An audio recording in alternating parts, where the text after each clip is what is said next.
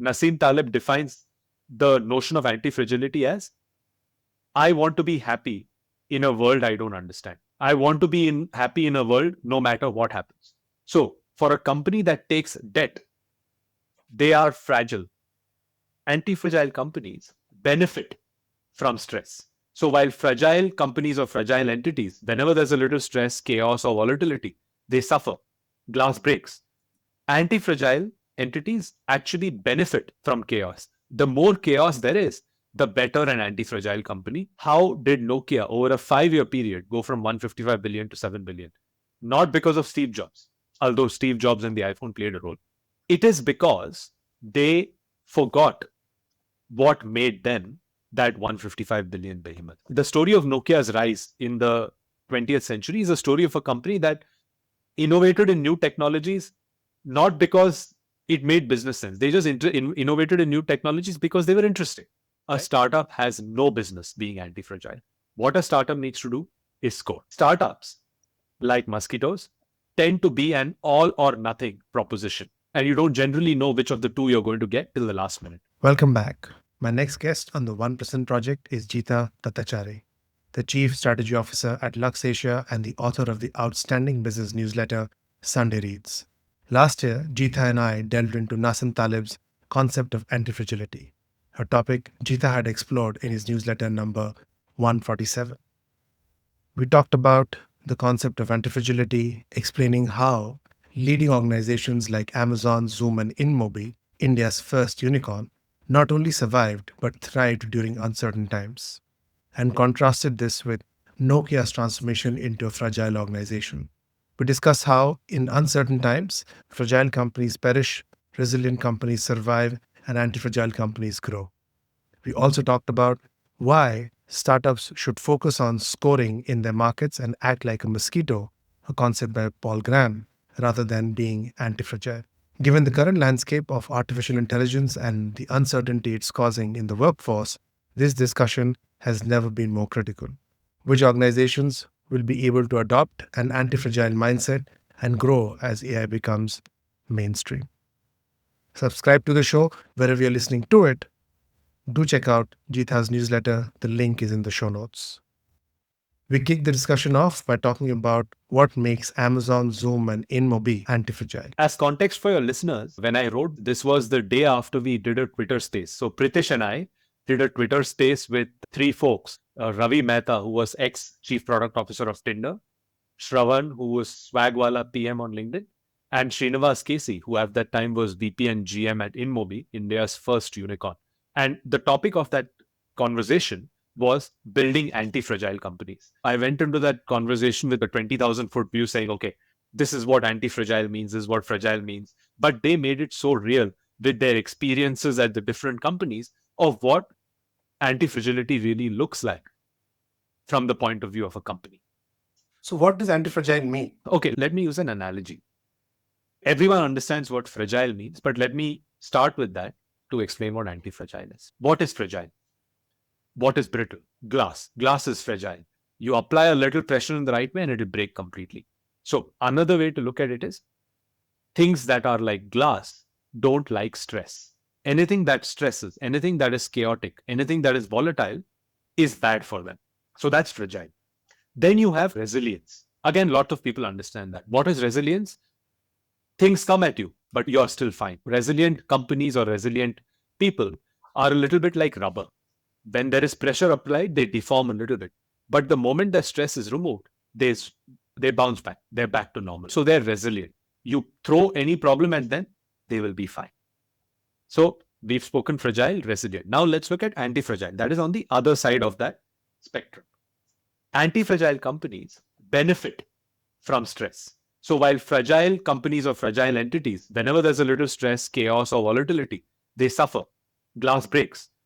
Anti-fragile entities actually benefit from chaos. The more chaos there is, the better an anti-fragile company. I use glass as an analogy for fragile and rubber for resilience. There aren't that many things that you can use as an analogy for anti-fragile. But one good example is muscle. I like working out. And the thing about muscle is this. When your muscles grow, they grow by tearing. So you work out with a weight that is a little too heavy for you. Your muscle fibers tear. And then when they come back together, they're stronger. That's how you build strength in the gym. And that is what anti-fragility is. Whenever there is chaos, you benefit. Where others around you are fragile, they suffer. If they're resilient, they're fine. But you excel. The moment there is volatility, an anti-fragile company or anti-fragile person is, okay, amazing. I'm going to do well here. You know, back in the day when Mahendra Singh Dhoni in cricket, when he was in form, they used to always say he takes the game deep. There are 20 runs to win in 12 balls. First 6 balls, he'll just bat and give them a maiden or whatever. And then, so he would take the game deep. And at that time, he had the skill to, in those last 3-4 balls, suddenly there's mayhem. He would hit 4 6s and suddenly win the game, right? That is an example of anti-fragility. Why did he take the game deep? He took the game deep because he believed that in that extremely high pressure situation, whoever that bowler is will feel the pressure. Whereas they say he has ice flowing through his veins, they used to say. In that pressure situation, that guy will screw up. The bowler will screw up because of the pressure, but I will be there to take advantage. So, which is why he would take the game deep. That is an example of anti-fragility. So that's what anti-fragility means. You excel in chaos. Why do you think Amazon, Zoom, or InMobi are anti-fragile companies? A helpful context to share about when I wrote this. I wrote this in Feb 2022, which was still in COVID. So if I remember correctly, Feb 2022 was when we were just starting to come out of COVID. It was Omicron. So I remember my first trip out of Singapore since COVID started was March 2022. So this was right there in COVID. Now, in that context, let's look at Amazon or Zoom. Okay, and I'll come to InMobi later because it's an extension of the general principle. Amazon and Zoom both did very well during COVID. How did that happen? And I'll talk about them one by one. Amazon posted record profits during COVID. They invested across their supply chain and protection equipment, all of that. So big investments, but they posted record profits. Why did they post record profits? Because they were in a position where they could take advantage of the situation more than others. There are lots of retailers in the US. All of them were not necessarily making as much money as Amazon was. So when the situation came to suddenly scale up logistics, because everyone was buying online, who had the cash to do that quickly? Amazon. And therefore, whenever you wanted to buy something, whenever you wanted to buy toilet paper online, you'd go to walmart.com, you'd go to amazon.com, Amazon would have it because they spent a little more to get supply. They were the only ones who were able to deliver to you within 48 hours, even though suddenly the number of people ordering online had increased 3x or 4x at least. So it was because Amazon built that capacity, and they built that capacity simply by having the cash. I think one important notion to keep in mind, at least as far as companies go, is spare capacity gives you anti-fragility. When you have that margin of safety, that makes you anti-fragile versus when you're always like super efficient, you're like, I will only have as many people as I need. I will only spend as much as I need to, right?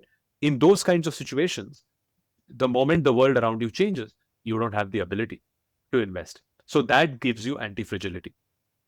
The other thing, it's slightly related to Amazon, but it's a general point, and I think it's still useful. Morgan Housel, he wrote an article about debt. What debt means. Debt as in taking loans. And what he said is that when a company takes debt, then it needs the future to pan out in a certain way to be successful. The moment you take debt as a company, you reduce the number of future paths that you're okay with. Let's say you lever up to 5:1, okay, versus equity, which is a high amount of debt in many industries. Then you need whatever your projection is 10% growth year on year, you need that to happen. If growth is 6% rather than 10%, guess what? You're not going to have enough money to pay. So the more debt you take, the more narrow the number of outcomes in which you survive. Whereas anti-fragility is the exact opposite. So in his book, Antifragile, Nassim Taleb defines the notion of anti-fragility as I want to be happy in a world I don't understand. I want to be happy in a world no matter what happens. So for a company that takes debt, they are fragile. Whereas a company that's funded by cash and lots of cash, like Amazon is, becomes anti-fragile in situations of chaos. So that's on Amazon. I can talk about Zoom, but if you want to jump in on anything before that. And reading this book by Pula Prasad, what I learned about investing from Darwin, and he talks about Asian Paints. Asian Paints was one of the companies in India or maybe across the world, which during COVID was able to actually give hikes and bonuses to its employees while nobody was painting their house or construction was probably almost at standstill. And the reason for that is because it's a very cash rich organization. Goes back to exactly what you said, that how Amazon was able to scale up. Asian Paints, on the other hand, was able to actually retain its employees, give them the necessary cash hikes and bonuses that I don't think most companies during COVID could have even anticipated. Yeah, yeah, exactly. And related to that, again, Amazon is an anti-fragile company. Asian Paints is an anti-fragile company.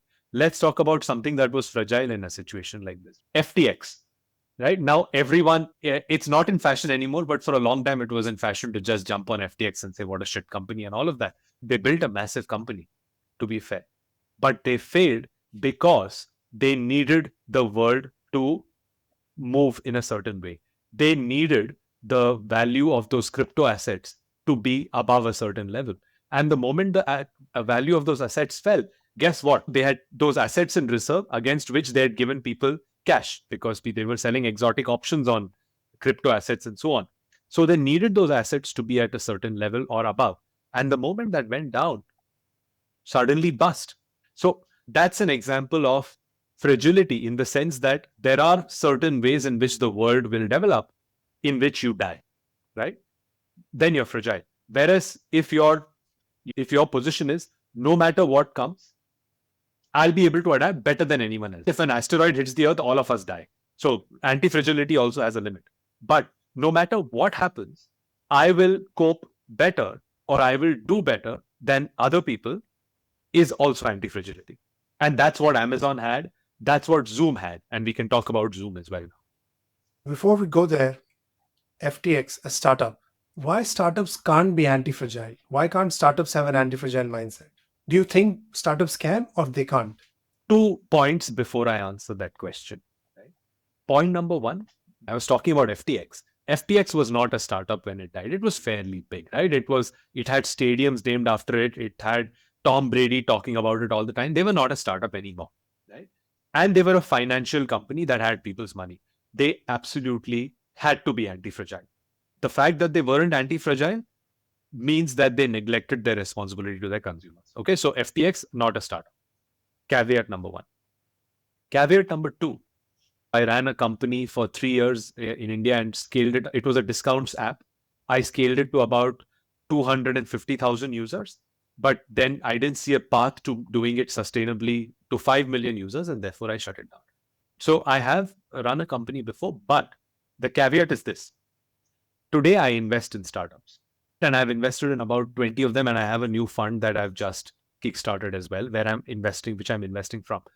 And the point of view of an investor cannot be the same as the point of view of a founder. So that is my second caveat, and I'll explain as I answer why I'm telling you that caveat. Now, with those two out of the way, to answer your question, should a startup be anti-fragile? My point of view is that yes, it is always nice to be anti-fragile, but that is not the point.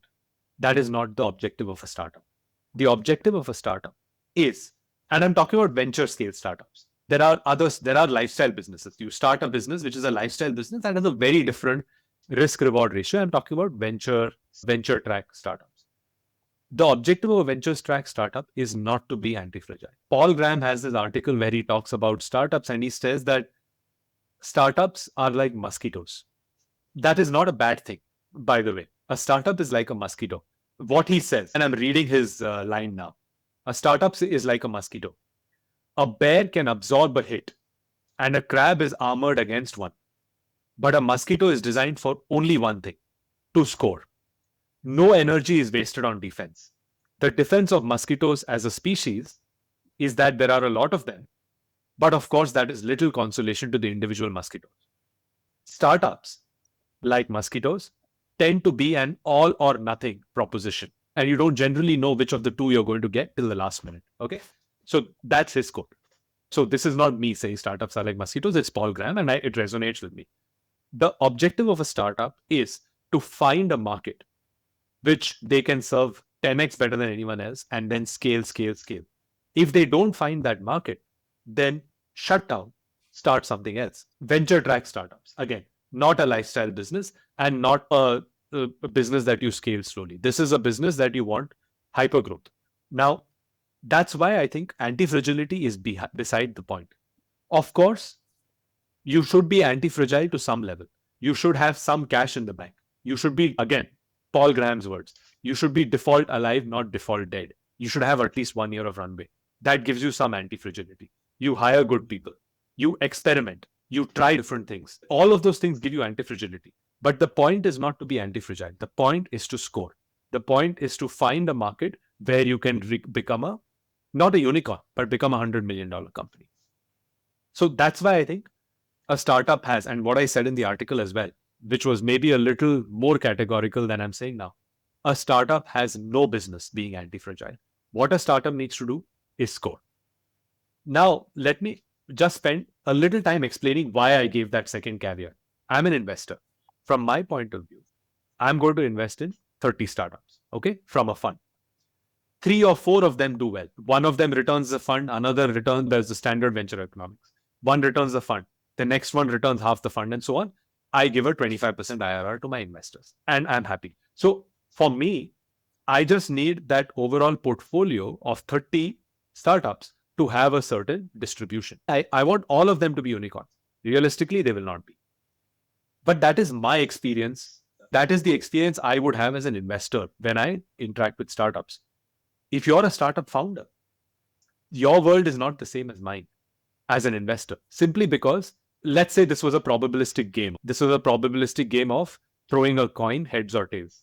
I am throwing 100 coins at once because I'm an investor and I invest in 100 companies. As a startup founder, you can only do one at a time, which means that if over a period of 5 years, I get a payoff from 30 startups, you over a period of 5 years will get a payoff from maximum 3. Place that disclaimer on what I said, which is that as a founder, you want to be at least a little anti-fragile. But don't confuse that with your overall objective is to score. And to score, to stay in the game for 1-2 years till you find that product market fit, you need to have that cash in the bank. Let's talk about Zoom. Looking at its stock price in 2020, the company looks very much anti-fragile. In 2020, I think it was around 560, and today it is at 60. So has Zoom become from an anti-fragile to a fragile company? What happened? So I don't think it has become a fragile company. I think what has happened is that the chaos is no longer there. Let's go back to the definition of anti-fragile. An anti-fragile company is one that excels in chaos. So when there was chaos during COVID, Zoom excelled. Why did they excel? Because just like Amazon, they had spare capacity. Amazon had spare capacity, which was cash. What was Zoom's spare capacity? Zoom always maintained that at least they would have at least 50% extra server capacity, no matter how much was being used. So if the use spiked, they would add more capacity such that they have that 50% buffer. So what that meant is during COVID, when suddenly everyone wanted to go online, we used to use this company called Blue Jeans, this platform called Blue Jeans, which Verizon bought later. Why did Verizon buy them?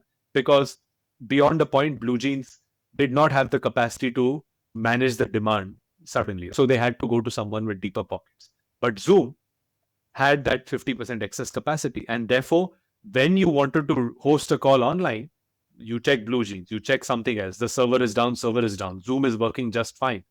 Let's use Zoom. And suddenly you're stuck to Zoom. And Zoom has a customer for a long time. So because Zoom had that extra capacity, server capacity, they were able to lock in customers and they were able to excel during those chaotic situations. Today, there is no chaos. And in such a situation, whether you're a fragile company or an anti-fragile company, doesn't matter. What matters is distribution. And that is why Teams is winning. And we can talk about Microsoft in another in another session because that will take a long time. And I'm a big fan of Microsoft, by the way. But that, to me, is the reason why Zoom is not doing so well, because there is no chaos in the world. So every video solutions provider is equal to the other. What you're saying is that antifragility is only effective or kicks in when there is chaos. Yes. Yes. When everything is going fine, you don't need to be a superstar. I don't want to throw shade on people. I clearly want to throw shade on people. Ever since ChatGPT and all the LLMs came out, the number of people who are starting AI startups, building wrappers on top of this technology is lots and lots of people are doing. In a way, to get funding in this ecosystem, you don't have to be a superstar. You just have to paste AI on something. And I am exaggerating a little bit, but I'm only a little bit, right? So in this kind of situation, you don't have to be that anti-fragile superstar AI company. You just have to have AI in your name. Whereas tomorrow, when everyone becomes bearish on AI, let's say everyone becomes bearish on AI, like they became on crypto 2 years ago, you have to be really good to get funded. So that is an analogy to what you were just saying, which is for a company to benefit from anti-fragility, there has to be volatility outside. What happened to Nokia? Nokia is a very interesting company, right? I think for people beyond a certain vintage, like you and me, vintage is a nice word. It is better than age. But for a lot of people today, they don't even know what Nokia is, right? But so let me tell you what Nokia was. In the 20th century, Nokia was the archetypal anti-fragile company, and I'll tell you why. But it was large. At its peak in 2007, Nokia had nearly 50% share of the mobile phone market in 2007. So for listeners, 2007 is the year the iPhone came out.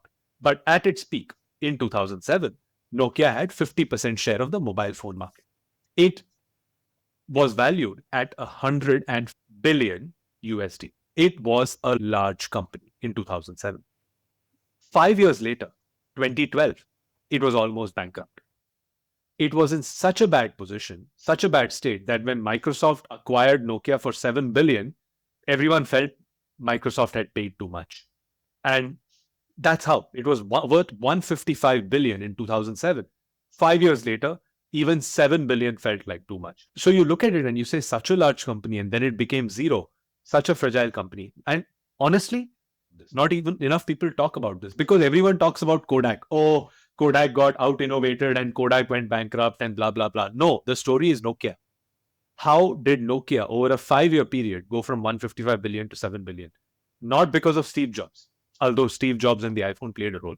It is because they forgot what made them that 155 billion behemoth. The story of Nokia's rise in the 20th century is a story of a company that innovated in new technologies, not because it made business sense. They just innovated in new technologies because they were interesting.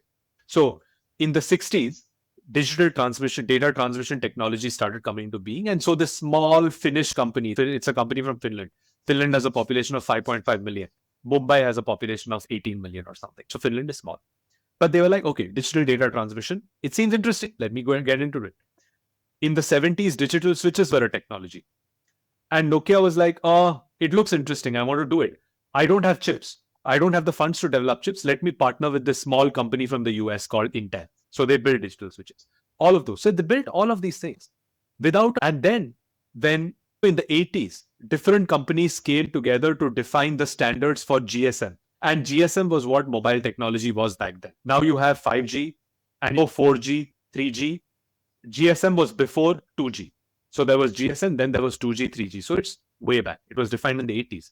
Nokia, because they had worked in all of this, Nokia said, okay, we know all this stuff. Let us define the standards. And when they defined the standards, they wrote their own capabilities. Suddenly, the only company that met all of the GSM standards was Nokia. So they started by building, going back to the analogy of capacity, they built capacity by investing in a lot of interesting technologies without knowing what would happen. And suddenly, when those became interesting, they were there. After that, winning was inevitable. But then over a period of time, David becomes Goliath. They stopped innovating. Why innovate? I'm already 50% market share owner. If I innovate and I do a lot of things, 50 will go to 51. No great shakes. Let me fire the R&D team. Let's make more profits and increase the value on the stock market. So the company lost its muscle memory for innovation. It was an anti-fragile company. It became fragile. It lost that muscle. And suddenly when iPhone came, when Android came, Nokia was like, oh, cool, look, I have my Symbian. Who uses Symbian?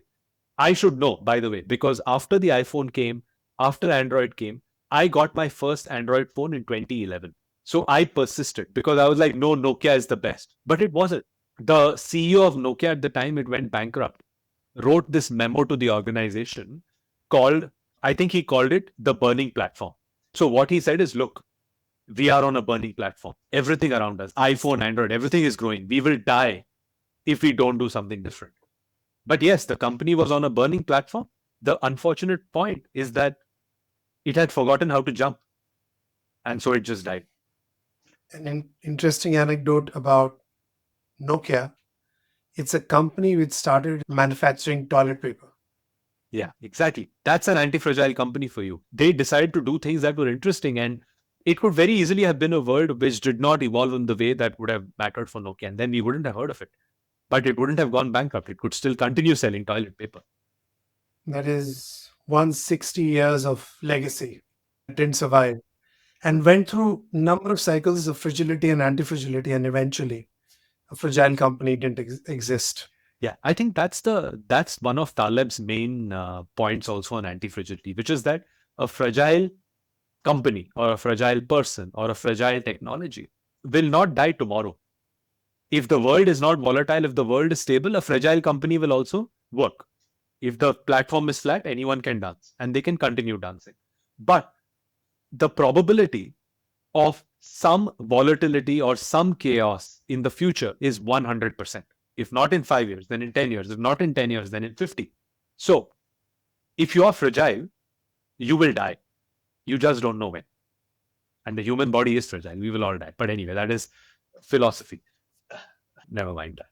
That's a great place to close this. Brilliant newsletter. I would definitely recommend everybody reading it, and the link for that will be in the show notes. Hope you enjoyed the discussion. My key reflection from the discussion is antifragility is a philosophy that goes beyond risk management. It is about thriving in uncertainty. As seen through Nokia, Amazon, and Zoom, businesses must perpetually innovate and maintain strategic buffers to stay ahead. The future belongs to those who can harness chaos, turning it into an opportunity for growth and transformation. Let antifragility guide your strategy and help navigate the unpredictable landscapes of business. Whether you're leading a startup or a well established company, integrating antifragile principles can equip you for future challenges, ensuring resilience and unprecedented growth in the face of inevitable disruption. If you enjoyed the discussion, check out Jeetha's newsletter, Sunday Reads, and subscribe to the 1% Project. Until next time.